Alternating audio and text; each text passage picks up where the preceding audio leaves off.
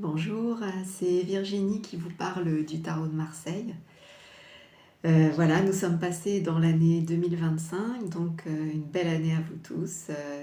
Et merci d'avance pour vos likes, vos partages, vos commentaires. Nous allons donc poursuivre notre chemin des 22 lames majeures. Et nous arrivons à la lame 11, donc la lame qui s'appelle la force. Donc c'est une lame de courage. Donc voilà, donc c'est très bien peut-être pour démarrer notre année au cœur de l'hiver, d'avoir ce courage, de garder son cœur ouvert et son cœur vaillant pour créer, pour se donner des buts et les atteindre. Donc c'est une lame qui va nous emmener dans un monde justement de force, de détermination, de combativité. Donc c'est plutôt une lame dynamique, mais intérieurement. Donc ça se passe à l'intérieur tout ça. Donc on fait comme d'habitude, on regarde l'image pour se donner des pistes d'interprétation, puis ensuite je vous donnerai des mots-clés positifs et négatifs quand vous la tirez en lame du jour. Alors qu'est-ce qu'on voit sur cette image? Donc là on revient sur un personnage qui prend toute la place. Un personnage féminin, donc un autre visage du féminin. Nous avions vu la papesse, l'impératrice, nous avions vu la justice avec voilà, son impartialité, mais quand même une femme. Et là, nous rencontrons donc la force, donc que nous pouvons aussi appeler le courage, parce que la force, ça parle de force intérieure qui développe donc un courage grâce à justement cette capacité de maîtrise de soi. Alors, on voit sur l'image cette femme qui tient un lion, la gueule ouverte, donc ce qui est assez étonnant, elle a donc une facilité à pouvoir le tenir donc entre ses jambes pour le maintenir et le tenir en respect. Elle porte un chapeau en forme de lemniscate. Donc le lemniscate étant le signe de l'infini. Donc on avait déjà vu ce signe avec le chapeau du battleur, la première lame du tarot, si vous vous souvenez. Là on retrouve cette dimension de pensée ouverte, très ouverte et infinie, puisque c'est le symbole de l'infini. Donc une ouverture très vaste à une dimension spirituelle. Elle va chercher à élever sa pensée donc vers des idéaux et, et elle ne regarde pas le lion. Elle le tient et elle regarde dans la direction vraisemblablement du but qu'elle souhaite atteindre. Et qu'est-ce qu'on ressent en fait dans cette image? On a l'impression que ça ne lui demande pas de force physique importante. Et d'ailleurs c'est une image qu'on pourrait difficilement voir dans le monde extérieur, bien sûr.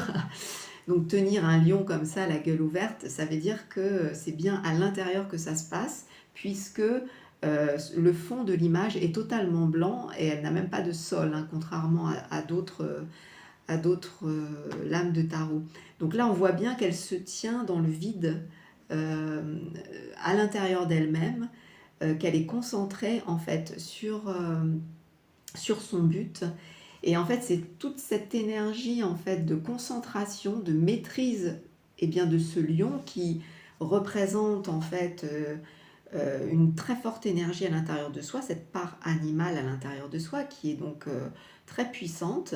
Alors, qui peut être puissante dans le négatif aussi, c'est-à-dire que c'est tous les instincts, toutes les forces inconscientes, les désirs puissants et qui pourrait nous emmener aussi dans une perte de conscience, par le fait de vouloir assouvir tout le temps, toujours plus ses désirs. Vraisemblablement pour cette femme ce n'est pas le cas, parce qu'elle est droite et elle a cette pensée vaste justement, qu'elle a déjà cultivée dans les étapes précédentes bien sûr, donc elle a une foi solide, une foi déjà qui est bien construite. Donc là maintenant elle peut s'attaquer à cette part plus inconsciente à l'intérieur d'elle-même, que l'on appelle donc l'animal en soi, mais aussi toute cette puissance de l'énergie sexuelle aussi. Donc c'est une carte qui peut représenter aussi une transmutation, comment dire, une capacité à utiliser cette énergie de base, cette énergie fondamentale, pour la rendre créatrice et pour lui permettre d'avoir encore plus de puissance pour atteindre ses buts. Donc, elle est consciente que cette part est là, elle est consciente que cette part est aussi vorace, dans le sens où c'est une part, si on la laisse aller toute seule, eh bien c'est elle qui va nous guider dans le monde extérieur pour se nourrir. Donc là, on a vu déjà à d'autres étapes du chemin des 22 lames, et bien notamment à l'étape du chariot, que notre prince prenait les rênes de son chariot, il décidait de la direction de sa vie, donc il y a déjà des étapes de franchies, et là on arrive, on va dire quasiment à mi-chemin dans les 22 lames, et là on a une sorte de force qu'il va falloir déployer pour maîtriser la part plus inconsciente en soi, et donc ses instincts davantage. Voilà donc ce que je peux évoquer pour l'instant à partir de l'image. Donc une jolie cape rouge qui montre voilà, qu'elle a justement une grande force aussi à déployer, avec sur un fond donc de robe bleue, donc un fond d'intériorité et de profondeur. Elle sait donc comment dire, tenir bon, tenir dans le temps. Elle a une capacité d'endurance, de persévérance pour justement ne pas laisser le lion la guider, mais plutôt elle guider son lion dans la bonne direction. Et c'est quelque part ce qui devrait être le lot de tout individu, d'arriver à de plus en plus avoir cette maîtrise. Cette maîtrise qui demande du coup du courage, hein, puisque c'est vraiment le nom de cette carte. La force, c'est la force intérieure, mais c'est le courage du cœur. Donc cette force du cœur qui fait qu'elle a un amour pour le but ou l'idéal qu'elle souhaite atteindre, et donc toute cette énergie de la volonté, elle va la diriger vers ce but pour l'atteindre et en être victorieuse. Donc c'est voilà, une image de la femme, non pas la femme forte extérieurement, mais la femme forte dans le sens où elle se tient intérieurement, et elle a cette volonté d'atteindre ses buts, comme je le disais tout à l'heure. Alors, maintenant voyons les capacités, les forces, mais aussi les faiblesses, donc les écueils de cette carte quand vous la tirez en lame du jour. Donc déjà, ce qu'on peut dire en positif, c'est que ce sera une journée avec une possibilité de guérir quelque chose, de transcender quelque chose en soi, de sentir qu'on a la force, la capacité de pouvoir aller dans la direction qu'on a choisie. C'est aussi une possibilité dans cette journée de tenir son côté impulsif, son côté même agressif, et de pouvoir justement faire valoir ses qualités de cœur plutôt que d'aller en force. Hein. Donc, c'est une femme donc courageuse, donc ça veut dire c'est une journée où vous pouvez avoir justement ce sentiment qu'il va falloir tenir bon sur des choses que voilà, vous êtes fixé, mais aussi sur des points de vue ou comment dire, quelque chose que vous avez pensé depuis longtemps et que vous avez envie de concrétiser. Là, il faut tenir bon dans le temps votre place et votre détermination. Voilà pour les points positifs. Donc une journée assez énergique, hein, je pense, plus, même si c'est un combat intérieur qui se joue ici, ça peut être aussi le fait de réussir à imposer, comment dire, alors pas dans le mauvais sens du terme, mais à justement tenir bon pour affirmer ce que l'on veut.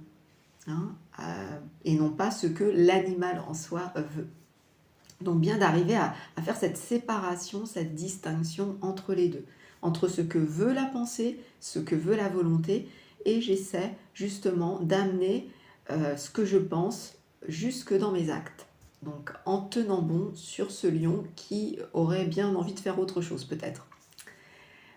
En négatif, eh bien, évidemment, ça va être, l'inverse, c'est-à-dire que c'est cette part, du lion qui va, justement se débattre et en fait, on va avoir beaucoup de mal peut-être à maîtriser son énergie, maîtriser son agressivité, maîtriser son énergie sexuelle aussi, hein, ça peut en faire partie, d'être trop dans ses désirs, ou alors dans quelque chose qu'on veut absolument atteindre ou une ambition ou qui fait qu'on est obsédé par voilà, ce désir que l'on souhaite assouvir.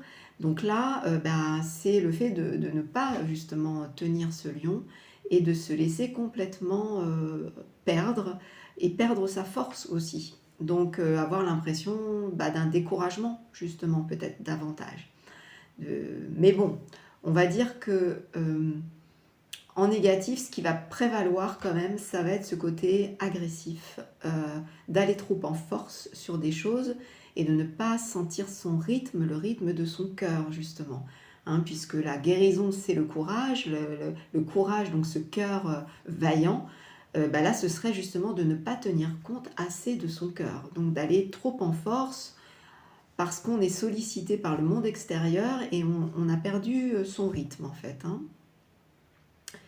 Voilà ce que je peux vous dire en résumé. Donc c'est une très belle carte à nourrir dans des périodes justement où on peut avoir besoin de tenir dans le temps, de courage et de détermination.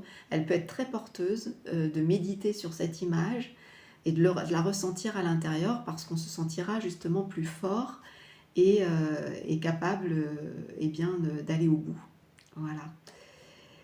Je vous souhaite donc une belle journée avec cette image de la force et donc je vous retrouve la prochaine fois. Alors là pour une autre étape que l'on nomme le pendu. Donc on va vivre un retournement la prochaine fois. Donc, mais je n'en dis pas plus pour cette fois. Je vous souhaite donc encore une fois une très bonne année et donc plein de courage pour les mois qui viennent. Au revoir.